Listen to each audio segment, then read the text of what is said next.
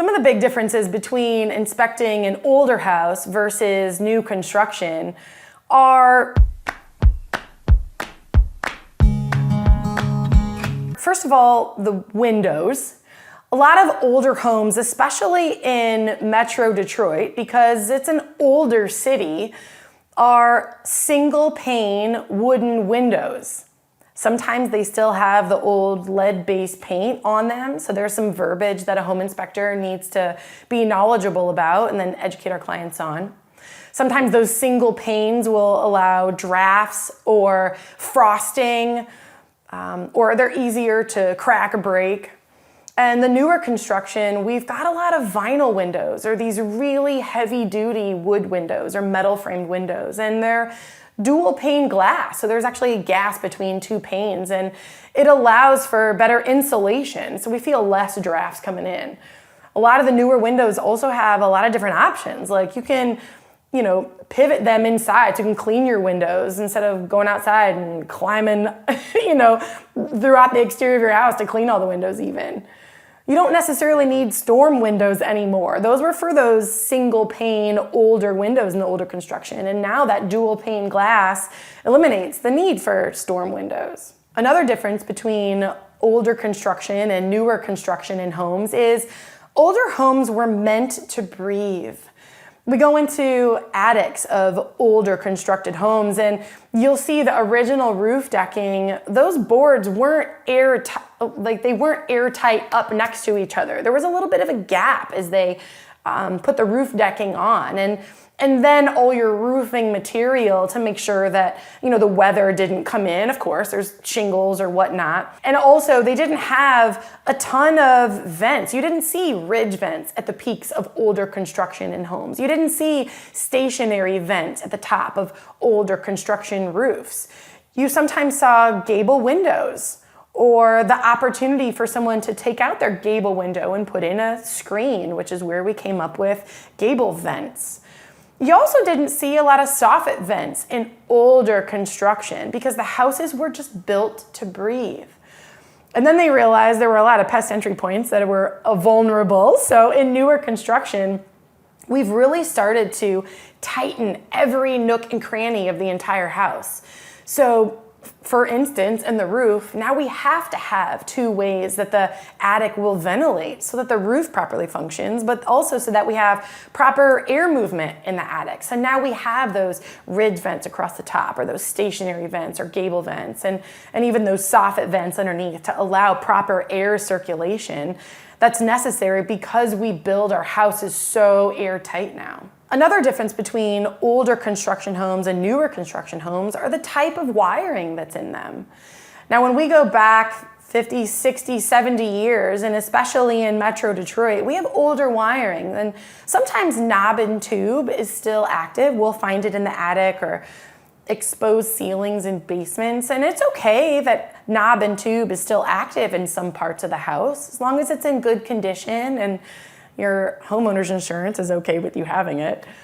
But with newer construction, we've realized that now we need ground wires to properly protect us in the house and to be able to properly protect the expensive equipment that we put in our house, like our fancy refrigerator or even those, 5 different option ceiling fans that we use now. We've got to have upgraded wiring in order to support the electricity that's necessary to have a house function. Another difference between older construction homes and newer construction homes are the things that you can't see, like underground. So one of the reasons that we suggest a sewer scope inspection with every house, of course, but especially with older homes. They used to use clay pipe, or even more so, other materials like Greenberg. And over the years, that stuff starts to collapse. Think about it, that Greenberg material was essentially made of cardboard. I don't know who came up with that idea, but it was like paper that was made into drain lines. And it was great, probably even for a couple of decades. But then it starts to deteriorate, of course. And you don't know that you have it unless you have a sewer scope. And then also, even just the clay or the cast iron, over years, it starts to deteriorate from the inside. Even clay pipe is made of earth, so it can get crushed after years of deterioration. And then even cast iron, it can start being really vulnerable because that's metal. And metal rusts when it gets wet. So even from the inside, it's gonna start to corrode and flake off. And in new construction, we use PVC or types of plastic. They're gonna last longer and also be a little more susceptible to some movement.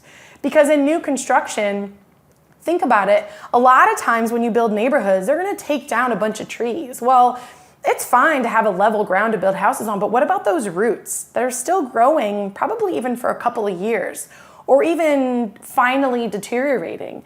It causes the ground to move. And so when we build a house and we've got our sewer line going into those areas where there used to be trees, now the roots are starting to deteriorate. So even in the newer construction where we've got PVC or other kinds of plastic, it gives a little bit. So it might be a little more kind to the sewer lines, like bending or the water and sewage properly draining out to the city instead of breaking or being crushed like older sewer lines were made of. And the newer plastic type of drainage lines are a little easier to repair than, let's say, a crushed clay pipe where you take out the damaged part and it's difficult to put in newer drain lines and pair it up with the older material.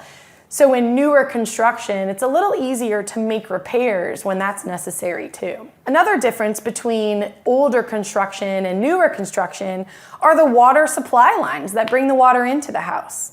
In a lot of areas in Metro Detroit, they still have the older lead pipe that come in from the city, even just to the meter that supplies water to the house. Now, a lot of cities are taking care of that on their own dime, so just look to see where you live and what the utility company says about water coming into your house. But a lot of times we'll do inspections and we'll see that lead pipe coming in from the exterior house, and we'll even see that bulb right before it goes into the meter. And that lets us know that it's an older lead style pipe. A lot of galvanized pipe coming in from the city as well. And one of the reasons we don't like that older style pipe coming in to supply water into your house is because it actually corrodes from the inside, and we don't want lead in the water that you're drinking. Also, if you have galvanized water supply lines in your house, taking that water to all the fixtures and faucets in your house, galvanized pipe actually corrodes from the inside. So as the inside of that pipe gets smaller, it's going to allow less water pressure to all your fixtures. You ever wonder why, that one bathroom sink doesn't have a lot of pressure, but the kitchen that you recently remodeled with the PEX pipe that's coming up has great water pressure? Well, it's probably because the galvanized lines that are going to your bathroom sink are corroded from the inside, and it's probably time that you upgrade those pipes. In newer construction, we have newer materials like copper or other plastic materials like PEX that are bringing in the water to those faucets and fixtures. And those don't corrode from the inside, so you'll keep good water pressure. And you don't have to worry about the materials that are coming into your drinking water or your cooking water.